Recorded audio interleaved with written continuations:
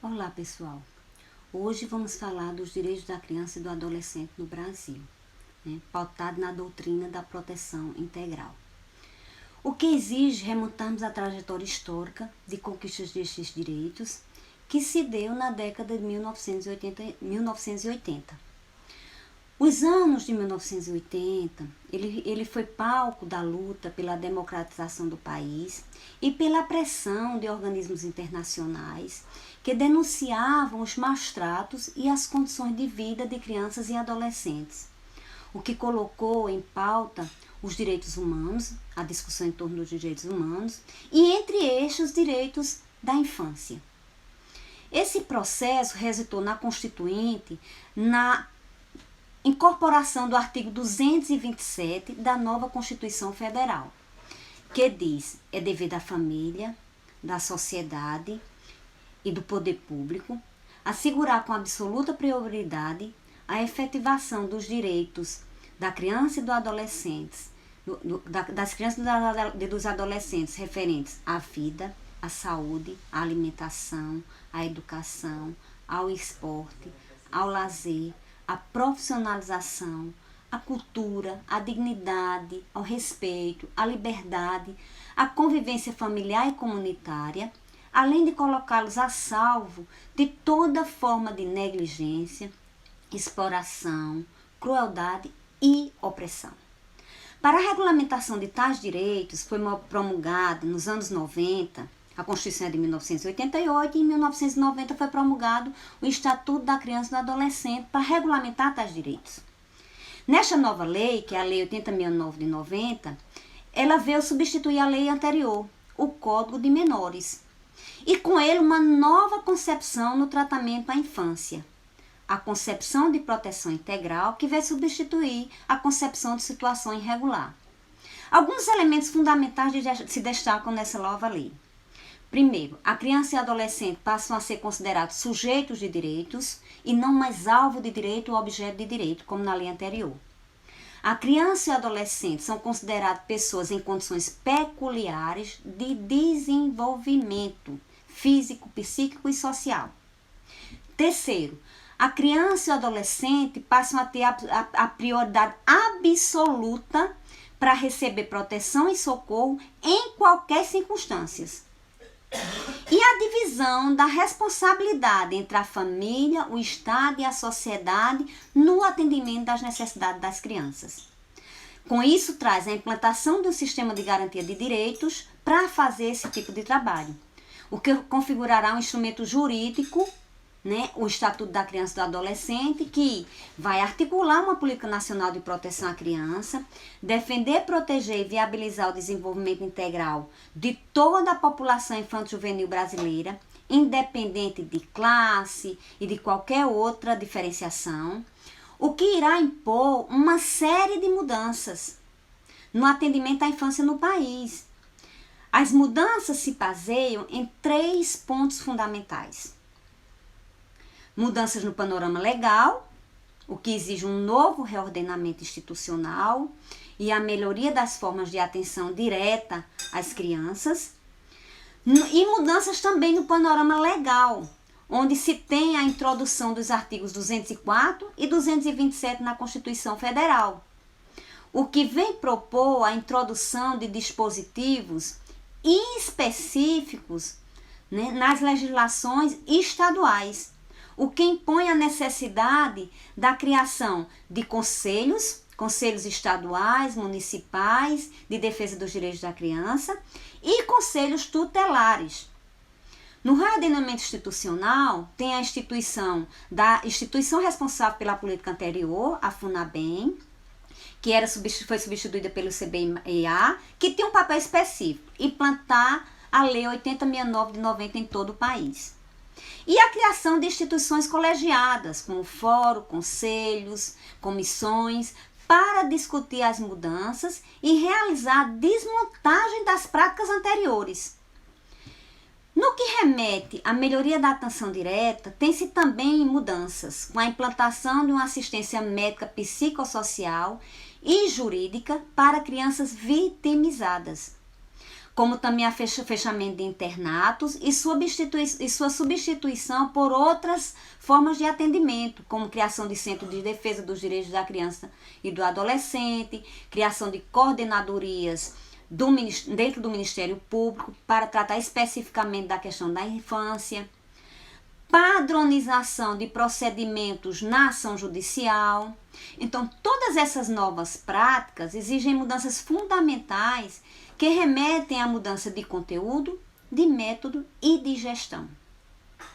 No conteúdo, tem-se uma nova concepção de criança, agora tida como sujeito de direitos, não mais objeto do direito, como era tratada no Código de Menores, nos dois Códigos de Menores, o de 27 e 79.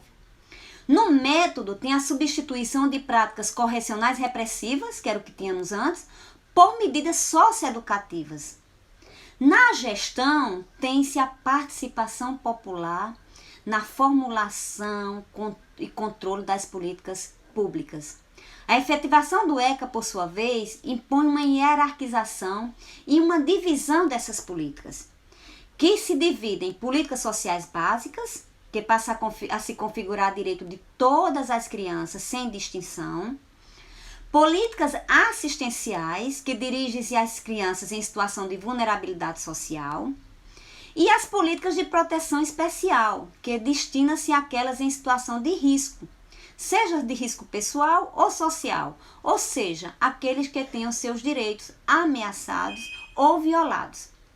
E ainda as políticas de garantia de direitos, voltadas para quem precisa, que objetivo pôr para funcionar em seu favor tais conquistas. O Estatuto da Criança e do Adolescente, ele vem regulamentar o artigo 227 da Constituição Federal. Né? E a Constituição Federal, como também o Estatuto, não confere à criança ou adolescente nenhum superdireito. Ele apenas reproduz alguns direitos que a Constituição confere a todo cidadão brasileiro, ele passa a conferir às crianças e adolescentes. Ele apenas deixa claro que as crianças também são titulares desses direitos e que todos são iguais perante a lei, sem distinção de qualquer natureza, classe, raça ou gênero.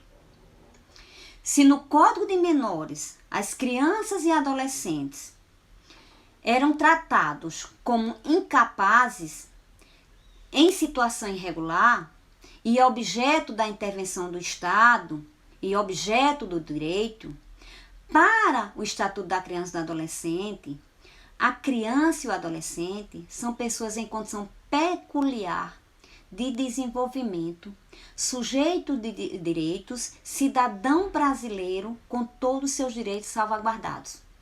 O Estatuto reproduz alguns dos direitos fundamentais conferidos a todos pela nossa Constituição.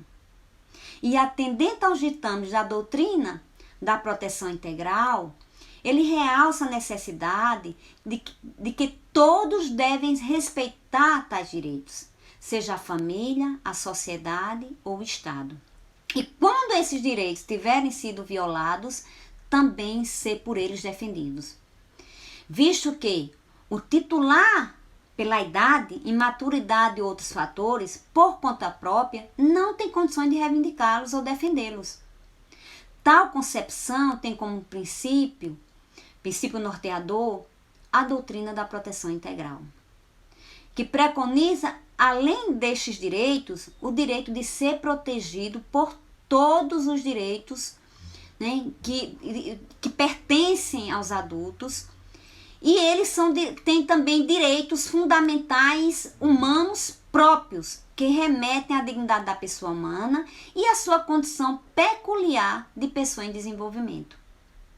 No que remete ao direito à dignidade da pessoa humana, estes se referem aos direitos que lhe assegurem uma existência digna, que respeite a condição de desenvolvimento de que esses sujeitos estão, e também a de vulnerabilidade decorrente dessa condição, que é uma vulnerabilidade nos aspectos físicos e psicológicos, e que exige tratamento diferenciado, o que demanda uma atenção especial para garantir um desenvolvimento desenvolvimento pleno e sadio.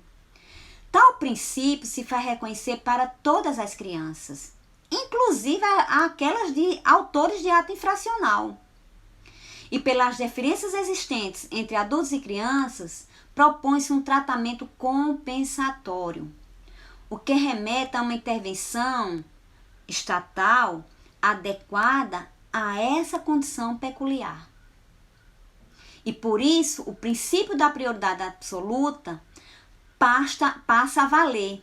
Esse princípio parte do reconhecimento dessa condição peculiar de desenvolvimento e do direito de atingir uma idade adulta com dignidade.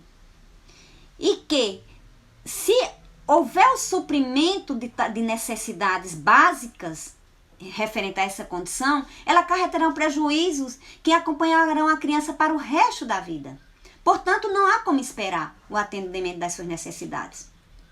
A prioridade absoluta remete à primazia de receber proteção e socorro em qualquer circunstância, precedência de atendimento nos serviços públicos, preferência na formulação e execução das políticas públicas, destinação privilegiada de recursos públicos às áreas relacionadas à proteção à infância e à juventude, e o princípio da proteção integral, que vai por fim a qualquer forma de discriminação jurídica pela situação econômica da família.